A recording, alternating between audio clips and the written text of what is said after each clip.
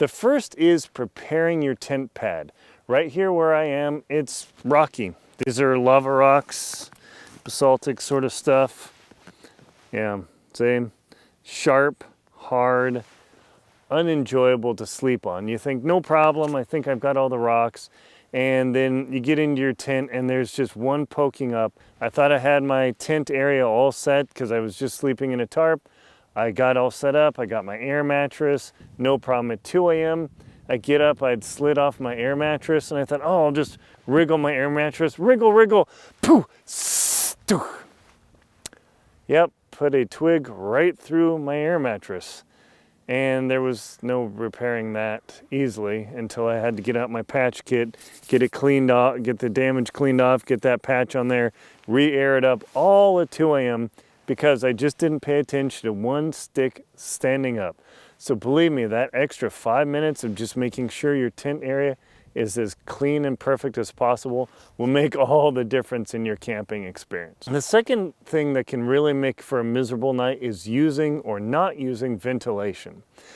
Virtually all tents, I don't know any tent that doesn't come with it, but when you set up your tent, the temptation is, oh, I should seal the doors up. That way there's no airflow, it keeps it warmer inside. The problem is tents are typically designed with waterproof or water repellent fabric. And as a consequence, as you exhale moisture and the transpiration from your body, your sweat heats up and then evaporates, you will end up soaking wet in the morning. I have woken up when I didn't leave my windows open in my tent and just like my sleeping bag wasn't drenched, but the top was completely soaked. Moisture had begun to get into my sleeping bag. Oh my gosh. Now here's the challenge. If you're sleeping in a very moist area, say it's real like mossy or in ferns or anywhere else where it's very moist, you're gonna get soaked no matter what. That's simply how it is. The next tip, number 3, don't over rely on technology. I cannot emphasize this enough. Carry some backups. Because you think, oh, no problem, this is all about sleeping. Oh no, I don't know how many stories I've read on the American Alpine Journal where people are going out with this and they say, hey, I'll just totally rely on my phone. I don't need a map, I don't need GPS or whatever. And they get out there and then snowstorm comes unexpected in July in the Rockies. And then all of a sudden the trail disappears and they check their phone and then my phone just died because the battery was old, it wigged out or whatever. I've seen it so many times, it's like a pre-written tragedy. Do not just rely on this alone. And tip number 4, bring lightweight but good filling foods. The temptation is just to get a couple of bars that are, oh, I don't want to gain any weight on a backpacking trip. I don't want to gain weight on a camping trip. I'll just get these 100 calorie bars, these diet bars, and I'll be fine.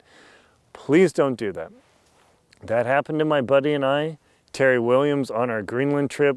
He had a bunch of diet bars in the house. He just wanted to collect them all and use them. We had mostly pretty good food, but he had those to fill up his stock. And whoo, oh my gosh, he was hungry. I have seen other people do that where they bring lightweight, but like protein bars. The protein bars are great, but that energy won't hit you for hours and hours and hours, like maybe 4, even up to 8 hours. So that's something to be very, very mindful of, is to be prepared with food that keeps you going. Speaking of being prepared, if you're ever out camping and you're trying to wonder like what sort of knot should I tie, please check out links below to my book, The Most Crucial Knots to Know. It'll show you all the practical knots, none of the fluff, that are super useful in the outdoors. The 5th thing is bring a reliable light source and arguably bring a backup. You can get a little Tika headlamp or even one of those keychain lights. I've seen ultralight backpackers do that, but make sure you get a good headlamp. You don't need some mega thing like a big old battery on the back of your head. That's just too much. So those are 5 tips that have ruined my backpacking and camping nights that I don't want to have happen for you. Thank you very much for watching. Please check out links below.